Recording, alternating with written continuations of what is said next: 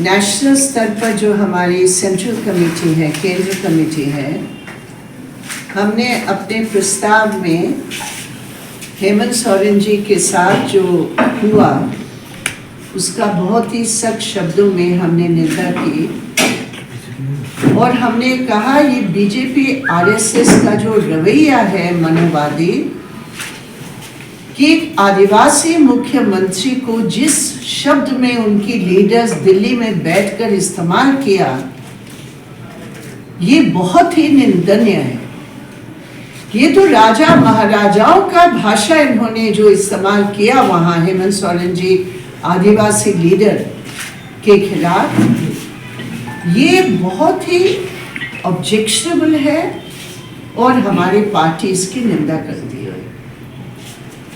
दूसरी बात है कि ईडी को अभी भारतीय जनता पार्टी आरएसएस इनका जो जॉइंट वेंचर मोदी सरकार है, ये अभी अपने अलायंस के पार्टनर के रूप में ईडी, आईटी और सीबीआई को इस्तेमाल कर रही है और कहीं भी कोई भी इस सरकार का विरोध करे उसको तुरंत ये बोला जाता है या तो हमें ज्वाइन करो या जेल जाओ। अभी बीजेपी का एकमात्र स्लोगन है या तो आओ या जेल जाओ। और क्योंकि हेमंत सोरेन जी नहीं माने, अभी उनको इस प्रकार को प्रताड़ित किया जा रहा है और उनको जेल में भेजा गया है। लेकिन ये सभी जानते हैं कि ये जो भी कार्रवाई कर रहे हैं और इस स्लोगन को लागू करने के लिए या तो हमारे पास आओ या जेल जाओ वाली जो उनका अभियान है, इसका बिल्कुल विपरीत असर आम जनता में है और निश्चित रूप पर आने वाले दिनों में झारखंड में लोकसभा की एक भी सीट इनको नहीं मिलने वाली है। मंत्री हेमंत सोरेन को जिस तरीके से गिरफ्तार किया और वो जो पूरा जो 72 घंटे का पीरियड था और राजभवन का जो रोल रहा, पूरी इनकी कोशिश थी कि सरकार को हम पलट दें।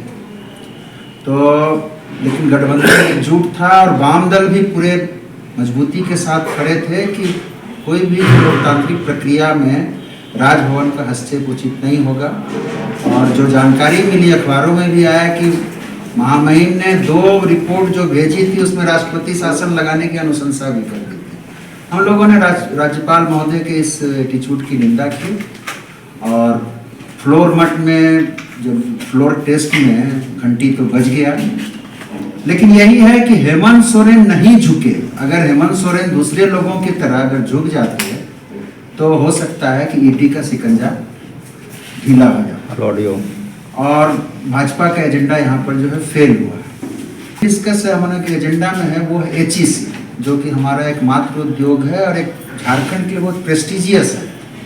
आज महीनों से वहाँ के वर्कर्स आंदोलन पर हैं और पूरी एकताबद्ध तरीके से आंदोलन कर रहे हैं संघर्ष समिति बना के। लेकिन वहाँ मैनेजमेंट जो है वो कैंटीन बंद कर दिया। अभी जन सहयोग से यूनियन द्वारा चंदा करके कैंटीन चलाया जा रहा है। पिछले 25 दिन से काम धाम बंद है। मैनेजमेंट बोल रहा है कि आप काम कीजिए, तो काम करने के लिए तो लोग जा रहे हैं। ऑफिसर्स भी काम बंद किए हुए हैं। कोई कच्चा माल नहीं है। अभी 200 करोड़ का तत्काल और 1200 करोड़ का प्रोजेक्ट का ऑर्डर, यानी 1400 करोड़ का ऑर्डर है एचईसी के पास, लेकिन कच्चा माल वगैरह है नहीं। और मैनेजमेंट जो है वो चाह रहा है कि आंदोलन को रोक दें और उसके बाद जो है इसी तरह 22 महीने से वेतन नहीं मिला है। लोग ये भी कहे हैं कि आप तत्काल अभी 2 महीने का वेतन दीजिए, कच्चा माल दीजिए, हम काम करने के लिए तैयार हैं। तो इसलिए एचईसी मैनेजमेंट जो को बंद कर दिया, काम बंद नहीं किया गया है।